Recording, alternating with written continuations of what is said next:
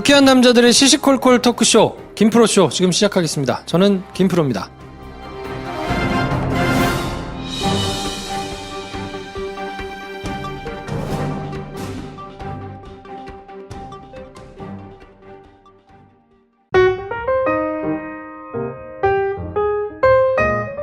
네, 연애지상주의자 한량 김선생 나오셨습니다. 안녕하세요. 안녕하세요. 역사를 소중하게 생각하는 연애지상주의자 김선생입니다. 네, 이번 주부터는 저희가 공지해드린 대로 심용환 작가님과 함께 매주 수요일은 시사와 역사를 버무려가지고 얘기를 한번 해볼 건데요. 이것도 코너명은 없습니다. 네, 지어주세요. 계속 역사 야부리? 뭐 그럴 수도 있고. 계속 야부리 시리즈로 갈까요? 오늘은 심용환 작가님 모시고 위안부 관련된 이야기를 조금 해볼 거거든요.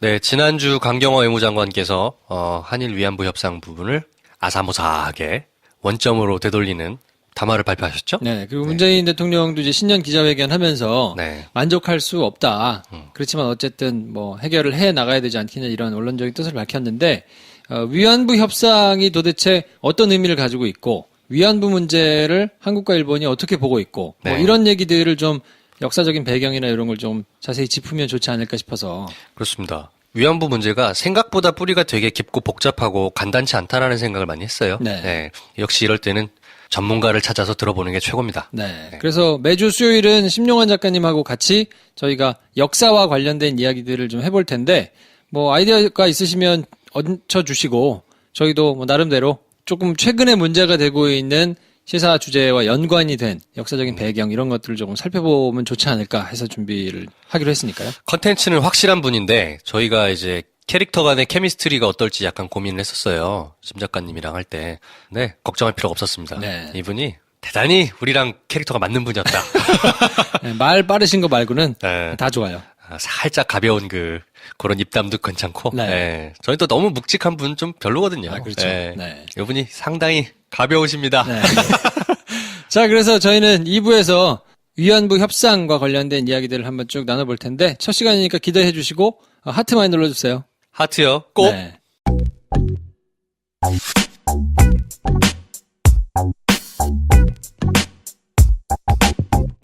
여러분께서는 지금 김 선생과 함께하는 김프로쇼를 듣고 계십니다.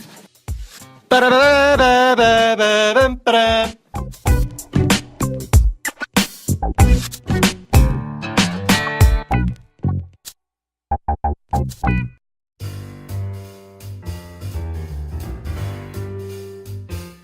네, 그분이 오셨습니다. 어서 오세요. 네, 안녕하세요. 심용환입니다. 오셨어. 네. 오늘부터 고정으로 이제 모시고 역사 얘기를 쭉 해볼 텐데요. 네. 새해 복 많이 받으시고 일단. 네, 복 많이 받으세요. 네. 지난 녹화 이후에 어떤 곳에 저를 끌고 가셨죠. 굉장히 맛있는 음식을 네. 맞지. 계속 먹이면서 네. 그냥 아무 일 없었던 듯이 얘기를 막 하다가 결국 이제 나와라 이런 식이었던. 아우, 술자리에서 약속하는 게 아닌데 거의 뭐 그날은 저희가 사육에 가까운. 그렇죠. 네. 사육이었나요? 그렇죠. 계속 네. 사료를 계속 먹여라. 저희 인스타그램에 그날 화장실에 왜 그림 이렇게 그려진 날 네. 있잖아요. 네. 동대 순댓국이라는 저희 아지트에 가가지고 네. 근데 그날 이후로 사실 그 자리에서 저희 3명만 고정으로 나오기로 하신 거였잖아요. 그죠. 근데 어떤 분한테 문자를 받으셨대요. 김프로쇼 고정으로 나가겠다면서요? 축하드린다고. 그러니까 이 도대체 얘기한 적이 없는데 이게 어떻게 알려졌는지 모르겠어요. 저희가 방송에서 얘기했습니다. 네, 저희가 했을 거예요. 그렇구나. 네, 그래서 아무튼 저희하고 같이 매주 수요일 역사에 대한 이야기를 이렇게 재밌게 해주실 텐데 기대가 됩니다. 오늘은 위안부 협상에 대해서 얘기를 한번 해볼까 하는데요. 강경화 장관의 발표에 대해서 김프로가 한번 짧게 요약을 해주시죠. 그거는 좀 이따 하면 안 돼? 왜? 몰라? 이 순서상 마지막에 하려고 그랬는데. 그래? 의식의 흐름에 따라서 하죠. 일본 정부의 화해치유재단 출연금 10억 엔. 요거는 우리가 내겠다. 우리가 내고, 합의 자체에 대해서는 재협상 요구를 하지는 않겠다. 문제가 있다라고 전에 발표를 했기 때문에 당연히 재협상을 할 것으로, 뭐 요구를 할 것으로 이제 우려도 하고 막 그랬잖아요. 재협상 요구는 안 하겠다. 근데 향후 처리 방안에 대해서는 일본 정부하고 협의를 이제 할 텐데 재협상 요구는 안 할 거지만 국제적이고 보편적인 기준에 따라서 잘못을 인정하고 그리고 존엄을 회복하고 뭐 상처를 치유하고 이런 노력을 해줄 것을 기대한다. 이러면서 사실은 엿을 매긴 거죠. 엿을 먹였어요. 일본을 제대로 어떻게 보십니까? 뭐 개인적인 입장을 어떻게 묻냐라는 것보다도 그 약간 상황에 대한 배경의 이해가 필요할 것 같아요. 그러니까 네. 무슨 얘기냐면 일본군 위안부 혹은 뭐 성노예제, 일본군 성노예제 이렇게 부르는데 요게 이제 최근에 아주 뜨거운 이슈가 됐고 일본 입장에서는 지금 아베 정권이 장기 집권을 하면서 상당히 좀 적대적인 구조가 된 거죠. 그래서 우리 쪽에선 어떤 이 사과 운동이 더 커진 거고 이제 공교롭게도 일본은 점점점 우경화가 강화가 되니까 이 적대성의 마찰이 심해지니까 당장 정부가 이제 이걸 좀 어떻게 보면 되게 모호하게 처리한 것처럼 보이게 되잖아요. 그러니까 좀 만족이 안 되시는 분들도 많고 아, 이게 뭐냐, 이게 협상이 이렇게 얘기를 하는데, 사실은 이제 어떻게 보면 이번 협상은 그냥 원상복귀예요. 그러니까 원상복귀란 말이 뭐냐면, 그러니까 원래도 우리나라가 투트랙, 그러니까 민간에서 어떤 위안부 문제를 다루는 시민운동이 있었던 거고, 정부는 정부대로 별도로 이제 이 문제에 대해서 협의를 하는 과정으로 갔었는데, 네. 박근혜 정부가 그걸 다 섞었잖아요. 이렇게 하나로 다 묶어서 내가 구원자야라고 하면서 피해자들 입장 들어보지 않고 단체들 입장 들어보지 않고 일본하고 갑자기 합의를 해서 맺었던 거를 사실은 풀어내는 과정이기 때문에 어떻게 보면 그냥 원래 해왔던 정상적인 절차로의 귀환이라는 것이 기본적인 것 같아요. 진정성 있는 사과까지가 해결이라고 본다면 거기까지 간 건 아니지만 박근혜 협정 맺어진 바로 그 전 단계로 다시 리턴. 그렇죠, 이렇게 그렇죠. 보면 되는 거죠. 네. 왜냐면 이게 이제 이거예요. 1990년대 초반에 이제 김학순 할머니가 증언을 하고 아사히 신문사에서 기자가 와서 조사를 한 다음에 특종을 터뜨리고 그 다음에 일본 정부가 조사를 해보니까 정말로 있었던 사건이라는 게 인정이 되니까 93년에 고노 관방장관이 담화를 발표하게 됐습니다. 학자가 일본 방위성에서 조직적인 개입이 있었다는 문서를 발굴해내요. 네. 그러면서 이제 95년 정도 되면서 이제 무라야마 담화에선 종합적으로 이제 일본의 어떤 식민지배 사과 발언이 나오게 되고. 근데 이제 이렇게만 보면 사과를 했네라고 되기도 하는데 이제부터 좀 복잡해지는 게 문제가 뭐냐면 그 사과의 문장에 담겨진 의미가 부실하다. 그런 부분이 또 있거든요. 네. 그런 걸 문제를 삼는다라든지 또 이제 그쪽에서 이제 그렇게 했음에도 불구하고 국가가 정확한 워딩으로 사죄하고 배상하진 않고 아시아 개발 기금이라고 민간 기금을 조성해서 지급하는 형태의 우리 입장에서 보면 꼼수 같은 수를 써요. 네. 그러니까 이제 초기에 뭐가 이게 갑자기 막 되는 것처럼 보이다가 갑자기 이제 스톱이 돼버리고 우리 쪽이 불만이 올라가고 갈등이 심해지면서 이게 이제 꼬이면서 이렇게 잠복이 되거든요. 근데 이제 그게 왜 그러냐면 문제가 뭐냐면 우리는 당연히 피해자니까 어떻게 보면 좀 깔끔하잖아요. 네. 우리 안에서 이게 문제다라는 것만 인정이 되고 일본이 사죄와 배상하면 끝난다라는 식이 되는데 문제는 일본이에요. 일본에서 사실은 초기에 그렇게 사과를 할 수 있고 진상규명 같은 걸 할 수 있었던 힘은 그때가 공교롭게 90년대 초반이 일본 진보 개혁 진영의 전성기예요.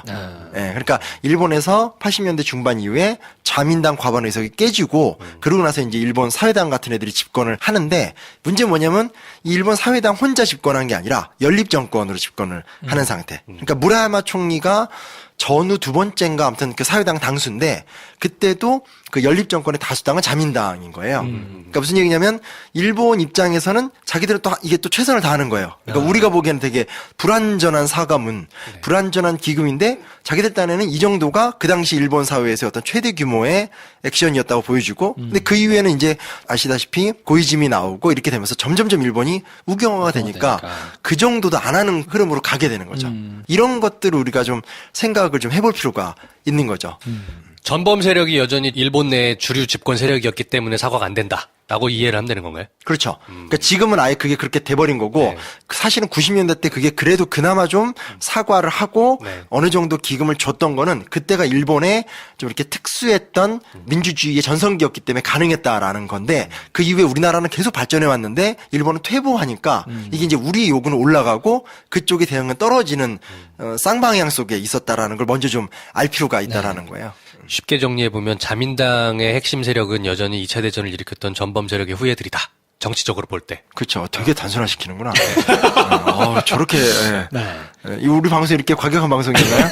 쉽게 이해하면 되지. 네. 그러니까 자기들이 했던 잘못을 용서를 빌고 나오기가 쉽지 않은 거다. 네, 그렇죠. 그냥 간단하게 이해한다면 그런 거네요. 그렇죠, 그렇죠. 네. 근데 이제 어찌됐건 옛날에 있었던 합의 자체가 그나마 가능했던 거는 우리의 노력도 있지만 일본의 일본의 내부 상황이. 상황이 있다라는 거예요. 이 얘기를 뒤집어서 얘기하면 뭐가 되냐면 이게 되는 거예요. 그러니까 우리 입장에선 사과하고 반성해 이렇게 쉽게 말할 수 있어요. 그리고 그걸 원하잖아요. 저부터도 원하는데 반대로 냉정하게 따져보면 현재 일본 상황에서 일본이 진짜로 사과하고 반성할 수 있냐라고 따졌을 때 일본 국민들이나 일본의 지배층이 그러지 않은 상황이에요. 네.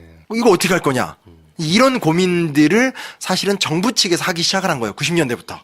그러면서 정부 입장에서 왜냐면 이게 위안부 문제 말고도 한일 관계가 긴밀한 관계니까 여러 가지 문제들을 풀어내야 되잖아요. 경제협력도 있고 남북 관계도 있으니까 원래 박근혜 대통령 이전에는 역사 문제랑 나머지 문제를 별도로 다루면서 이렇게 투트랙으로 운영을 했었거든요. 그래서 역사 문제는 민간단체, 일본 정부랑 별도로 협의하면서 진행하고 그 외에 나머지 문제는 한일 간의 긴밀하게 문제를 풀고 이러다가 요거는 이제 막 묶어 놨다가 이번에 이제 다시 풀게 된 거니까 그냥 이번의 과정은 그냥 과거에 있었던 어떤 그런 정상화 과정의 흐름으로 보는 게 제일 무난하지 않을까라는 생각이 들어요. 그러니까 말씀하신 대로 90년대 초반에 일본이 조금 반짝하는 특수적인 상황 때문에 굉장히 전향적으로 우리한테는 못 미치지만 근데 우리는 그 이후에 97년부터 이제 뭐 DJ 노무현 정부를 지나면서 우리의 수준과 요구는 더 올라가는데 그쵸. 이쪽은 거꾸로 떨어지고 근데 요거를 이명박근혜 정부 들어서 서서히 망가지다가 박근혜 정부 때 이제 엉망으로 만들어 놨던 거를 지금 이제 다시 돌린 거니까. 이렇게 이해하면 좀 쉽겠네요. 나치 독일은 철저하게 2차 대전의 전범에 대해서 반성하고 사과하고 꾸준히 계속하고 있잖아요. 그럴 수 있었던 이유가 나치 독일을 이끌었던 세력들이 그때 철저하게 숙청당했기 때문에 전혀 새로운 정치 세력이 독일의 집권을 하고 있기 때문에 가능했던 것인데 맞아요. 일본은 사실상 그 2차 대전을 일으켰던 세력이 그대로 자민당 주류로 흡수되면서 지금도 여전히 일본의 주류 정치 세력이기 때문에 이게 안 되는 거다. 맞아요. 네. 그러니까 독일 같은 경우는 나치를 처단하면서 네. 우익이 아데나워라는 사람이 중심으로 결집, 기독교 민주당 그리고 네. 좌익이 빌리 브란트 이런 사람으로 결집이 되는데 우익도 좌익도 다 반나치 세력들이었어요.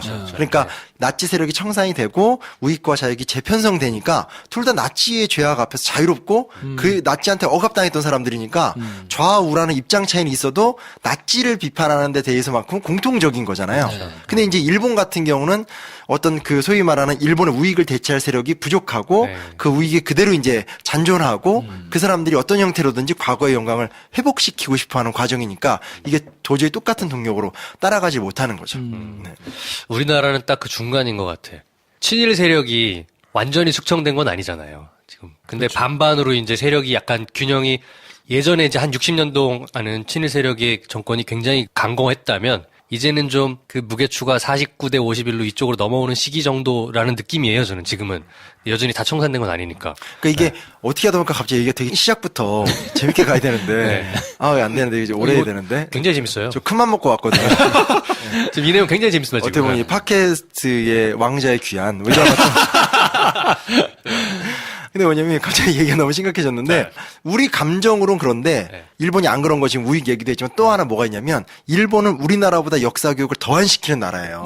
이게 되게 그 실제로 그렇습니까? 차이가 나요. 아예 비교가 안 될 정도로. 그러니까 우리는 그래도 역사 교육이 중요하다라는 거라든지 기본적으로 이렇게 하는 게 있는데 훨씬 교육을 안 시켜요. 그러니까 무슨 얘기냐면 보세요. 우리가 이게 좀 냉정하게 바라봐야 되는 문제인데 일본에서 지금 위안부 문제를 비롯해서 자기 역사를 지우려고 하는 세력들이 다수는 아닐 거 아니에요. 극우파들이 소수예요. 근데 그들이 전개를 주도하죠. 그러면 일본의 보편 다수 대중은 우리나라 국민들하고 똑같이 그냥 평범하고 정치에 별로 관심 없고 역사 잘 모르는 사람들이에요. 그러니까 이 사람들은 그냥 잘 몰라. 잘 모르는 사람이 주류인데 이게 있겠죠. 확률상 따져봤었을 때 이 사람들이 두 개의 주장이 있는 거예요. 하나는 너네 반성해 이런 측과 한쪽은 야 우리 반성할 거 없어 하는데 반성해 하는 사람은 한국 사람이고 잘못한 거 없어 하는 사람은 일본 사람이에요. 그럼 중간에 있는 그냥 평범한 일본 사람들은 정서적으로 누구 편을 들겠어요? 일본 편을 일본 편 들겠죠. 듣겠지. 이게 되게 자연스러운 부분인 거예요. 그러니까 이게 좋다는 얘기를 하는 것이 아니라 지금 이제 문재인 정부가 뭐 투트랙 이런 얘기하는 게 뭐냐면 일본에게 사과와 반성을 받아내려면 진짜로 좀 장기적인 노력이 필요한 부분이 있는 거고 그 부분에서는 싸우고 도전하는 어떤 현지 시민단체나 이런 활동은 유효한 건데 그 외에 정부 간의 협력이나 또 다른 형태의 어떤 민간 간의 교류를 통한 상호 신뢰 같은 것이 같이 이루어지지 않는 한 사실은 진정한 완성이 만들어질 수 없는 부분이 있다는 거죠. 근데 요게 이제 감정적으로 자꾸 생각을 하니까 저부터도 감정적이니까. 근데 사실 조금 냉정하게 볼 필요가 있고 그걸 좀 해결하려고 했던 대통령이 예전으로 따지면 김영삼 대통령 때가 되게 안은 좋았어요. 그러니까 김영삼 대통령 때가 우리나라에서는 가장 플레인이 좋았는데 그게 뭐냐면 뭐 공동 역사 교과서 그리고 공동 교육 과정 이걸 통해서 아예 남한과 일본이 TF팀을 만들어서 계속 학술 연구 작업도 하고 소통을 하면서 가는 장기 플랜을 짰던 적이 있었어요. 기획안으로 따지면 그게 사실은 그 이후에 그 어떤 정권보다 제일 좋게 평가받는 건데 그때 일본 정부가 좀 미온적이어서 제대로 실행은 안 됐고 가장 유명한 사례는 효과로 따지면 김대중 정부죠. 왜냐면 아마 기억하시겠지만 김대중 정부 전에는 일본 애니메이션을 학교 동아리 그렇지. 못 봤어요. 못 봤잖아요. 네. 예. 2000년인가 그럴 거예요. 그때 한일 문화 개방을 하면서 90년대 히트작인 러브레터 같은 게 이제 2000년에 들어와서 우리가 뒤늦게 막 감동하고. 그렇죠. 근데 네. 그게 이제 소위 말하는 한일 문화 개방을 통해서 상호 이해를 강화시키는. 그러니까 지금 우리가 이렇게 일본을 어떤 이슈에 대해서는 흥분하면서도 일본 여행 많이 가잖아요. 그렇죠. 그런데 또 기초가 된 거거든요. 그러니까 이렇게 좀 다각도로 접근해야만 되는 문제라는 걸 사실은 우리가 인식할 필요가 있고 그 과정에 어떻게 보면 새로운 지금 시작점에 서 있다라는 걸로 좀 봐주면 좋지 않을까? 근데 아까 말씀하신 대로라면 90년대 초반 김영삼 정부가 이제 막 집권해가지고 막 할 때는 일본 정부가 그래도 뭐 이렇게 같이 TF를 만들어가지고 할 수 있었던 게 특수한 상황이었기 때문에 그랬던 거 아닌가요? 근데 그 김영삼 정부 때는 잘 안 됐고 네. 그래도 그나마 그때만 해도 지금보다 훨씬 나은. 왜냐면 그게 이제 사실은 뭐라고 해야 되나 그 당시에 3인당이 한 100석 의석 가졌었거든요. 근데 그 이후에 자민당이 다시 독주로 나서면서 3인당 의석 10석도 안 돼요, 최근에. 그리고 지금 더 힘든 게 뭐냐면 이거 이제 사실 일본 뉴스를 계속 봐야지 나오는 건데 우린 이런 거 있잖아요. 그러니까 일본 사람들이 피해자 의식이 젖어 있다. 그러니까 이제 2차 세계대전 자기들이 일으켜 놓고 뭐 이렇게 가보면 뭐 히로시마 평화공원 같은 거 있고 맨날 자기들 당하는 것처럼 피폭자들 사진 막 쫙 해놓고 그러니까 우리가 가면 너무 열받잖아요. 너무 열받는데 더 황당한 건 최근에 점점 우경화 경향이 강해지니까 그것도 못하게 해요.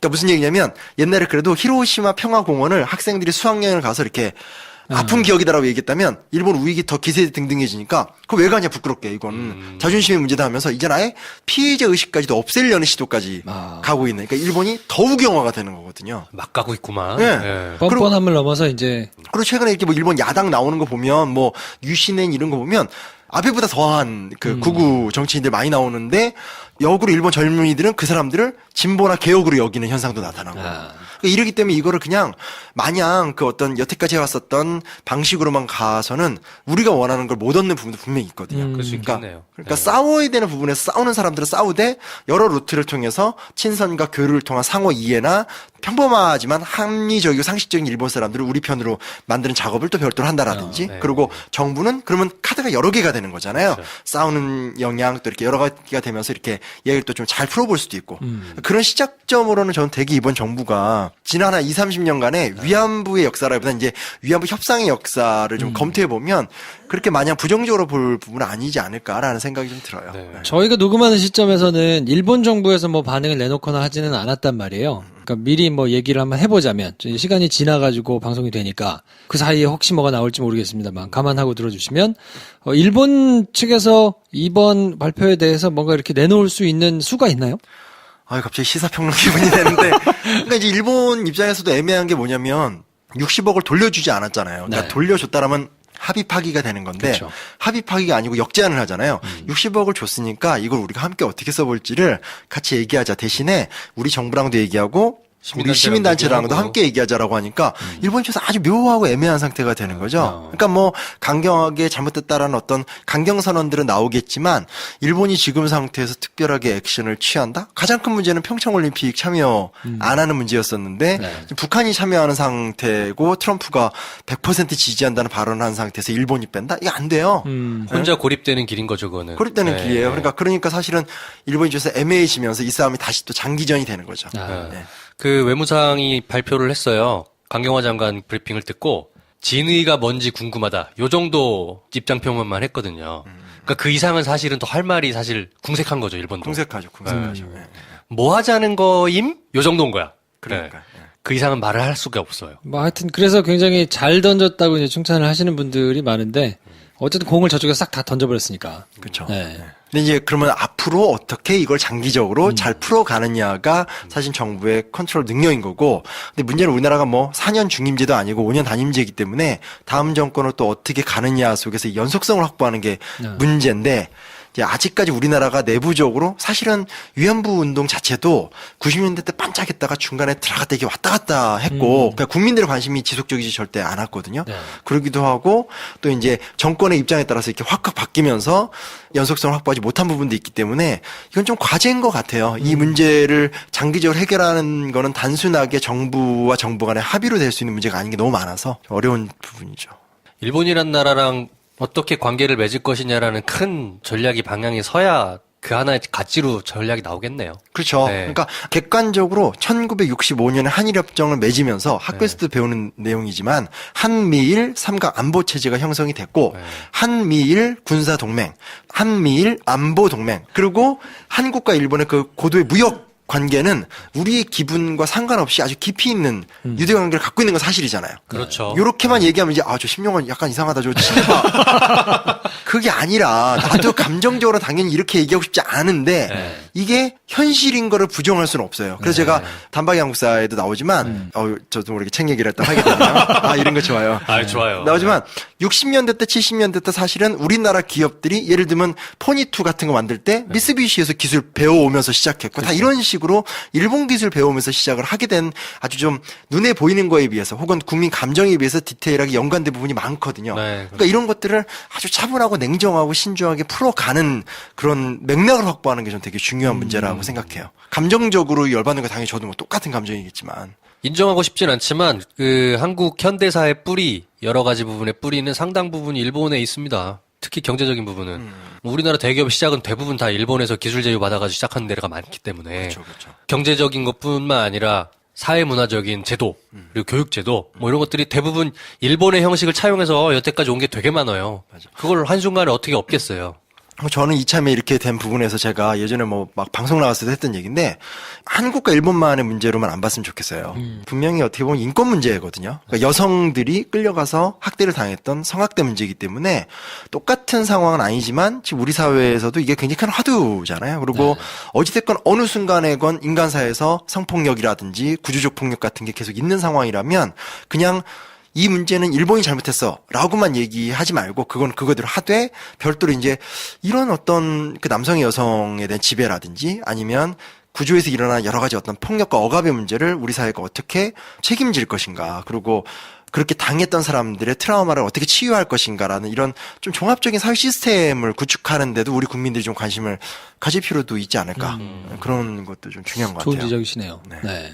더러 불편함을 조금 나타내신 분들이 청취자분들 중에도 계셨는데 저희가 뭐 일본 여행 뭐 이런 거를 이제 이렇게 소개하고 했던 것 때문에 야, 분위기가 이런데 지금 일본 가자는 거냐 뭐 이러면서 좀 불편하셨던 분들도 계시거든요. 근데 조금 긴 안목에서 보면 괘씸하니까 그냥 끊고 안 보고 싸우기만 하자고 하는 것도 그렇게 현명한 방법은 아닐 수 있어서 이게 하여튼 다각도로 좀 살펴보는 게 좀 필요하긴 할 것 같네요. 맞아요. 저는 역으로 여쭤보고 싶은 거예요. 이 시점에 가해자의 나라에 가서 뭘 하겠다는 거냐. 그럼 일본 사람들이 우리나라 와서 돈 쓰는 것도 막을 거냐. 그런 거 아니잖아요. 그건 그거고 이건 이거죠. 그런 게 결국 간단하게 넘어갈 수 없는 문제고 제가 예전에 어디 갔다가 그 강연을 돌아가면서 한 다음에 마지막에 이렇게 그 강연했던 사람이 다 나와서 무슨 공통 주제로 토론을 하는 거예요. 근데 핵심 주제가 페미니즘이에요. 그래서 다른 분들은 다 그걸 하시는 분들이고 저는 이제 엉뚱하게 껴서 뭔 얘기를 하지 하다가 이제 그러니까 저도 뭐 제 생각은 있으나 그래도 이제 학술 세미나니까 좀 전문적이 되는데 제가 무슨 얘기를 했었냐면 위안부 문제가 왜 이렇게 환영을 받는 줄 아냐. 위안부 피해자들이 지금 할머니여서 그렇다 이런 얘기를 제가 했어요. 이게 재밌는 얘기일 수 있는데 그래도 그날 이제 그 얘기를 하고 나니까 거기 오신 여성학자분들이 되게 신선하다. 그래서 그걸 좀 확장시켜봐라 하는데 전혀 확장 못 시키고 있는데 이게 뭐냐면 우리 사회에서 위안부 문제를 갖고 분노하잖아요. 세월이 너무 많이 흘러서 피해자분들을 시각적으로 봤었을 땐 그냥 할머니예요. 가시적으로 여성성이 안 느껴진다는 거예요. 여성성이 안 느껴지니까 같이 분노하고 흥분하고 이럴 수 있는 것도 사실 있는 거죠.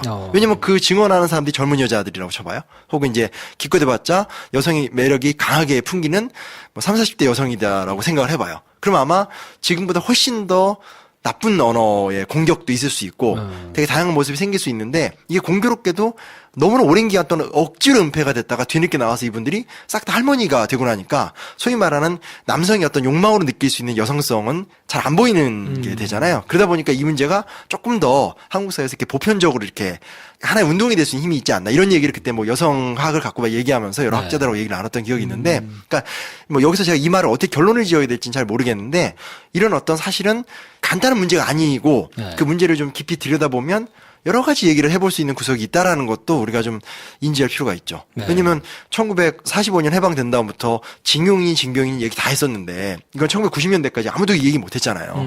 못했다는 건 경험을 다 했던 사람들이 얘기를 하면 우리 사회에서 완전히 왕따가 되니까 가부장적이고 남성 중심적인 문화가 강했기 때문에 이 얘기를 못 했던 건데 만약 이건 일본만의 책입니다. 저는 절반의 문제에서는 한국 사회가 갖고 있었던 어떤 아주 공고한 유교 문화나 여성화합적인 구조가 있었기 때문에 이게 40년간 은폐됐다고 생각하거든요. 그렇죠. 근데 그런 부분에서 우리 사회가 그분들을 위한 어떤 치유나 오늘날 우리 사회의 구조의 문제를 고민하고 이런 거는 너무 뒤처지는 것 같아서 마냥 모든 문제를 다 단순화시켜서 생각할 필요는 없지 않나. 아, 되게 말은 지금 되게 조심스러운데 할 말은 다 하고 있는 이거. 큰일 났네, 이거. 지금 어쨌든 생존에 계시는 할머니들이 이제 몇 분 안 계시니까 31분인가 2분 이렇게 32분? 그쵸. 예, 예. 이게 단기간 내에 또 정리가 될 문제는 아니라서 가뜩이나 투트랙으로 이게 잘 조심조심 왔어도 하기 힘들 일을 그러니까. 이걸 하나 묶어놨다가 이걸 떼가지고 또 그것 때문에 또 한참 갈 거 아니에요? 그러니까요. 그 할머니들 입장에서는 얼마나 섭섭하고 이번엔 뭔가 그래도 연세가 드셨으니까 뭐 해결이 되겠다 생각했더니 또 괜히 허탈하시고 이런 게 또 있는데 마냥 쉽게 또 그렇게 될 수는 없고 이러니까 참 답답한 패러다임의 거죠. 전환이 필요한 것 같습니다. 이거를 역사적인 문제이기도 하지만 어쩌면 여성 인권의 보편적 가치 상승의 어떤 계기로 만드는 것이 이 문제를 해결해 나갈 수 있는 좀 더 성숙한 길일 수도 있겠다. 맞아요. 이런 생각이 드네요. 왜냐면 지금 어찌됐건 증언을 하는 사람들은 생존자들이거든요. 네. 그러니까 이게 저는 이제 아예 좀 앞으로 좀 더 연구를 해서 책을 써볼까도 생각을 하는데 외국은 생존자들을 어떻게 치유할 것인가에 대해서 되게 노력을 많이 해요. 그렇죠. 그게 차이가 있는 거죠. 제가 이것도 책 얘기인데 일부러 하는 건 계속 하세요. 예. 3번 하세요. 김프로쇼 좋다니까요. 단박의 한국사 이제 근대편에도 이제 책에다 썼던 얘기인데 뭐냐면 유럽이나 미국은 기억의 방식이 달라요. 그러니까 1차 세계대전 전만 하더라도 그냥 이렇게 전쟁 영웅을 막 기리고 동상 막 높게 세우고 이랬어요. 그러니까 마치 우리나라로 말하면 광화문에 가면 이순신 장군 저 위에 서 있잖아요. 네. 또 사실은 2000 몇 년에 지었는데도 세종대왕 동상 되게 위에 서 있었잖아요. 이게 전형적인 1차 세계대전 이전의 기억의 방식이에요. 그러니까 전쟁의 영웅, 어떤 국가적 영웅을 기리는 거. 그러니까 내가 닿을 수 없는 저 높이 계신 분을 찬양하는 건데 1차 세계대전 끝나고 2차 세계대전 넘어간 다음부터는 유럽이건 미국이건 추모의 대상자가 일단 피해자로 바뀌어요. 그래서 이제 우리가 맨날 그 노이에바에 얘기하잖아요. 독일 얘기하는데 뭔가 누군가를 기리기보다는 그때 피해당한 사람들을 위주로 하는 시민 추도소를 만들고 미국에서는 이게 좀 문제가 됐었어요. 그래서 미국의 군인들이 우리가 목숨 걸고 싸우는데 그럼 우리 뭐냐 하니까 그 추도공원 옆에다가 이 군인들을 위한 또 이렇게 상을 또 만들어주면서 적절하게 배려를 또 해주고 근데 거기 나오는 미국 군인도 영웅의 모습이라기보다는 좀 어떤 그런 걸 위해 싸우고 분투하는 인간 군인의 모습으로 조각상도 되게 잘 만들어 놓고 그 다음에 이제 피해 보상의 문제인데 단적인 예로 미국의 우리 부시 대통령 아시잖아요. 네. 그분 이제 이상하시잖아요. 근데 그 부시 대통령 때 무슨 일이 있었냐면 2차 세계대전 때 억류됐었던 일본인들. 미국에 사는 일본인인데 2차 세계대전 때 미국과 일본이 싸우니까 얘네들이 나쁜 짓 할 수도 있다라고 그냥 생각한 거예요. 실제 나쁜 짓 안 했는데. 근데 강제로 가둬뒀어요. 물론 그걸 가두는 데는 한길수라고 하는 우리나라 독립운동가가 이제 굉장히 열심히 많이 해서 이렇게 그 사람들을 몰아서 넣은 건데 여튼 시간이 지나서 보니까 어찌됐건 미국 시민으로서의 일본인들이고 반역행위가 없었는데 우리가 강제로 그들을 수용소로 보낸 건 잘못했다라는 문제의식이 돼서 그 부시 대통령 때 $20,000씩 다 배상하고 본인의 직접 사인이 들어간 사죄 편지를 보냈어요. 이런 식으로 옛날 이야기더라도 국가가 오랜 논의를 거듭한 끝에 반성하고 보상하고 정확하게 사과하고 그리고 그렇게 살아남은 생존자들끼리 아픔을 얘기하고 공감하고 치유할 수 있는 시스템이 잘 갖춰진 나라들이 서양 국가들인데 그렇다면 우리가 위안부 문제를 어떻게 승화시킬 것인가 어떻게 그 할머니들의 아픔을 우리가 가치 있게 만들어내갈 것인가의 부분에서는 일본과의 장기적인 싸움과 장기적인 이야기를 만들어가는 것도 있겠고 또 한편에서는 우리 내에서 우리 사회가 어떻게 여성 문제, 인권 문제를 관리할 것인가를 만드는 부분도 되게 중요한 과제라는 거죠. 보편적인 인권 담론의 수준까지 끌어올려야 되겠네요. 그죠. 네. 그러니까 인권에 대한 여러 가지 생각이나 교육이나 이런 것들을 또 한편으로 하면서 한편으로는 우리가 잊어버리면 안 되니까요.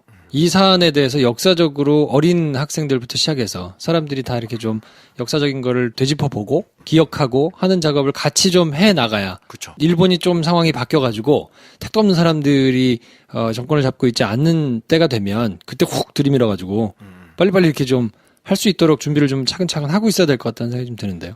동상 얘기하신 거 생각나는 게 소녀상을 저희가 이제 이 위안부 문제의 어떤 상징 같은 걸로 많이 인식을 하잖아요. 그렇죠. 근데 그 소녀상이 앉아있는 모습 자체가 높이 떠있는 어떤 그 우리가 숭상에 맞이하는 영웅의 모습이 아닌 우리 곁에 아주 조그만 모습으로 있는 형태잖아요. 네네. 그게 상징하는 바가 좀 있다고 볼 수 있을까요, 그러면? 그렇죠. 그러니까 네. 그게 소녀잖아요. 그러니까 네. 소녀라는 얘기는 그냥 인간 일반이고 여성이잖아요. 그리고 그 피해자들의 증언을 지금 연구가 많이 진행이 돼서 이 증언록의 분석이 굉장히 많이 가능하고 연구 결과가 대부분 일치해요. 그 일본에서 얘기하는 뭐 근거가 없다라든지 이런 거는 너무 예외적이거나 아니면 부족한 거고 대부분의 어떤 증언의 내용은 이게 총 11개국의 여성들이 지금 그 위안부 증언을 하셨고 네. 그러니까 우리나라만이 아니라 이제 타이완, 중국 뭐 곳곳에 있는 네. 분들이 증언하셨고 근데 내용을 보면 일치하는 게 재밌는 게 뭐냐면 이제 이분들이 막판에 가면 이제 군인들이 직접 끌려가고 우리가 보통 영화에서 많이 보는 그런 모습들도 있지만 사실은 대부분 초기에는 어떻게 많이 끌려가시냐면 취업 사기로 많이 끌려가요. 그렇죠. 네, 근데 이게 우리나라 사람들이 갖고 있는 가장 큰 오해가 뭐냐면 취업 사기도 강제징용, 강제동원이에요. 네, 왜냐면 이게 자기는 돈 벌려고 갔는데 가보니까 다른 일 하는 것도 이것도 사기이고 그럼요. 법률적이고 국제학적 용어로도 이거는 똑같이 이제 군인이 끌고 간 거랑 똑같은 거기 때문에 이 두 개를 다르다고 생각하시면 되게 곤란한 거고 근데 이제 여기서 이제 중요한 포인트가 뭐냐면 왜 끌려갔느냐잖아요. 근데 지금의 증언들을 다 분석해보면 세 가지 특징이 나와요. 첫 번째는 가난해서. 대부분 다. 왜냐면 일자리를 구해야 되고 생계를 구해야 되는 사람들이 대부분 이런 트랩에 걸려드는 경우가 되게 많고 두 번째 뭐냐면 가정 불화. 아버지가 맨날 때려. 그러니까 막 겉돌고 그럴 때 이제 뭔가 삶의 탈출구를 찾다가 너무 안 좋게 걸려든 사례가 되는 거고 세 번째 사례는 뭐냐면 교육을 받고 싶은데 엄마 아빠가 교육을 안 시켜주는 거예요. 그 시대에는 이제 여성 교육은 의미 없다고 생각하는 시대니까. 그러니까 그런 걸 위해서 내가 좀 돈을 벌어봐야지. 이런 식으로 해서 사실은 가다가 이 말도 안 되는 강제 직모의 사슬에 걸려서 끔찍한 변을 당하신 거기 때문에 끔찍한 일은 끔찍한 일인데 그들이 왜 당했나를 보면 오늘 우리 사회에서 있는 사회적 모순하고 또 연결되는 게 많아요. 그렇죠. 네. 그래서 뭐 가정학대 문제라든지 여성 차별의 문제 연결되기 때문에 오늘 우리의 문제이기도 하거든요. 그러니까 사실은 어느 순간에 이게 되게 나쁜 말이 될 수도 있는 게 역사를 잊은 민족에게 미래는 없다. 그러면서 그냥 기억만 하는 건 의미가 없는 거죠. 이거를 변용해서 어떻게든 우리 사회에서 의미 있게 승화시켜서 우리 걸로 만들어가는 과정이 좀 필요하니까. 네. 너무 멋지게 컴백하고 싶은데 너무 지금 심각하고. 아니, 충분히 멋지고. 괜찮습니다. 네. 이 자세한 얘기들이 단박의 한국사를 보면 또 많이 나온다는 말씀인 거잖아요. 담배학의 한국사 근대편에 이제 현대편 홍보해야 되는데 두 권 같이 사시면 좋고요. 근데 근대편에 그 위안부 편에서 아주 자세하게 실제로 우리나라 교과서를 보면 위안부 이야기건 징용 이야기건 실제로 분량이 되게 작아요. 많지 않고 최근에 좀 늘어나긴 했는데 많지 않고 그리고 이제 그 근현대사 책을 살펴보더라도 징용이나 위안부 얘기가 별도 챕터로 많이 안 나와요. 근데 이제 거의 유일하게 단박의 한국사에는 두 챕터에 A4로 말하면 한 16장 정도의 내용이 나오니까 그것만 보셔도 기본적으로 다 내용을 확인하실 수 있습니다. 일단 시사적으로 뭐 이슈가 있을 때 챙겨보시기가 여러 가지로 좋으니까 이참에 한번 좀 위안부 문제에 대해서는 정리를 좀 해두고 지나가시는 게 길게 쌓여야 되니까요. 네, 단박의 하시는 게 좋을 것 한국사는 같아요. 여러 이슈들이 다 많이 다뤄지기 때문에 다른 이슈들을 다룰 때도 뭔가 역사적인 맥락을 보고 싶다 그러면 참고서처럼 집에 두고 보시면 되는 책입니다. 그래서 네. 한 권 집에 상비약처럼 구비하시면 좋겠습니다. 홈쇼핑 같아요? 다시 본색을 느꼈어요. 집에 아스피린 하나쯤 있어야 되잖아. 예? 저렇게 하는 거구나. 사람마다 다 자기 역할이 있는 거예요. 네. 하는 사람의 역할. 이렇게. 네. 어우, 경외스럽다. 자, 왕자의 귀환 어떠셨는지 모르겠는데 매주 수요일 저희하고 같이 역사 얘기 또 시사 얘기 버무려서 이렇게 해드릴 테니까 조곤조곤 저희하고 같이 가시면 좋을 것 같고요. 다시 오셨으니까 BPM 좀 낮춰주시면 안 돼요? 어지럽다고 그러신 분이 계셔요. 1.5배속인 줄 알았다고. 지금도 많이 빨랐나요? 지금 제가 저번에 제 방송을 듣고 깜짝 놀랐어요. 제가 미쳤구나. 너무 간만에 나와서 감을 못 잡고 제가 이제 지난 한 1년간 텔레비 많이 출연하면서 방송국에서는 제가 좀 감을 잡았거든요. 이렇게 하면 이렇게 좀 천천해지는데 그렇게 1년 쉬니까 여기서 즐겁게 떠들었는데 내가 떠든 걸 들으면서 제가 이제 스스로 불안해하는 이렇게 차에서 듣고 가면서 얘 미쳤어 막 이러면서 이제 최대한 좀 차분하게 하려고 몇 번 하다 보면 감이 오실 겁니다. 네. 네. 알겠습니다. 자, 그러면 저희는 다음 주에는 또 다른 이슈 가지고 찾아뵐 텐데요. 벌써 하나가 끝난 건가요? 그렇죠. 네. 어. 시작할 것 같으면 끝납니다. 이런 초장에 너무 많이 가면 안 아직 못 되거든요. 다루신 그 좋은 이슈가 있으시면 말씀해 주셔도 돼요. 아니 그게 광고거리 하나 있습니다. 오케이. 네. 2월 8일부터 10일까지 통영에서 신용안의 대학생 역사학교라는 프로그램이 진행됩니다. 그래요? 2월 8일부터 10일? 네, 2월 8일부터 10일입니다. 통영 RCE 재단. RCE가 지속가능 개발 뭐 이런 거 얘기하는 건데 유네스코 산하로 통영이 지속가능 도시로 지정이 됐어요. 그래서 거기 가면 견내량 앞바다, 이순신 장군이 이끌던 그 바다 앞바다에 멋진 센터가 있는데 거기서 이제 2박 3일간 제가 대학생들과 함께 혹은 역사. 20대들과 함께 단박에 한국사를 교재로 한국 현대사 특강을 하고 와서 이제 통영 여행도 하고 뭐 이런 시간을 보내게. 요거 그러면 어떻게 신청하면 되나요? 어디다 신청하면 됩니까? 그냥 인터넷에서 네. 지금 대학생 역사학교 혹은 뭐 통영 RCE 영어로 RCE 치면 다 나옵니다. 대학생 역사학교. 그냥 일반 대학생이면 누구나 신청할 수 있습니까? 되고요. 20대면 뭐 휴학하면 어떠나요? 대부분 다 그냥 받아주게 되고 이미 꽤 찼는데 이게 40명 정원이거든요. 근데 얼마 안 거기에 되네요, 정원이. 이거 회비 2만 원밖에 안 돼요. 그러니까 어, 빨리 그래요? 하셔야 되겠네요. 왜냐면 네. 통영시 예산에 지원받아서 하는 사업이기 때문에 네. 2만 원인데 왜냐면 또 교통비까지 부담하면 생각보다 대학생들이 부담이 커서 최대한 이제 돈을 낮추려고 했는데 어찌됐건 40명이 정원인데 제가 그 숙소 상황을 압니다. 한 60명까지는 충분히 커버가 가능하기 때문에 자, 지금 바로 검색창에 통영 RCE. 그렇지. 재미 붙였어. 홈쇼핑 진출하려고요? 대학생 역사학교. 네. 이거는 정말 괜찮은 프로그램 같으니까. 2박 3일이면 숙식이 다 제공이 되면서 2박 3일. 네, 숙식이 다 제공이 되고 네. 그 센터도 너무 예쁘고 그리고 저랑 강의도 하고 강의도 듣고 또래 대학생들끼리 토론도 하고 무엇보다 통영 시티 투어가 별도로 준비가 돼서 통영 다 여행도 할 수 있는. 근데 회비가 2만 원이라고요? 네. 진짜 싸다. 이거 저희 방송은 사실은 대학생들보다는 그 대학생들 부모님들이 많이 들으시는데요. 그렇죠. 애들 방학 때 놀리지 마시고 여기 보내십시오. 괜찮을 것 같아요. 괜찮겠습니다. 정말 이건 네. 작년에 한 번 했고 이번에 두 번째 하는 건데 네네. 그때도 되게 반응이 좋았습니다. 네. 거기서 또 괜찮은 사람들 만나서 연애도 하고 그런 거 아니겠습니까? 그렇죠. 네? 네. 자, 빨리 신청해요. 자. 신청해보시면 좋을 것 같습니다. 나도 가고 싶다. 네, 그러니까요. 안 돼요. 자꾸 페북에 내가 이 공유하니까 막 네. 이미 나이 다 아는데 이제라도 대학을 가면 안 되나 이런 말도 안 되는 지금은. 그렇지. 그거는 위험해. 네. 역사 교육 하게 놔두자고요. 네. 그렇죠. 자, 그러면 저희는 다음 주에 또 다른 주제 가지고 찾아뵙고요. 오늘은 이 정도에서 정리하겠습니다. 다음 시간에 뵙겠습니다. 감사합니다. 감사합니다.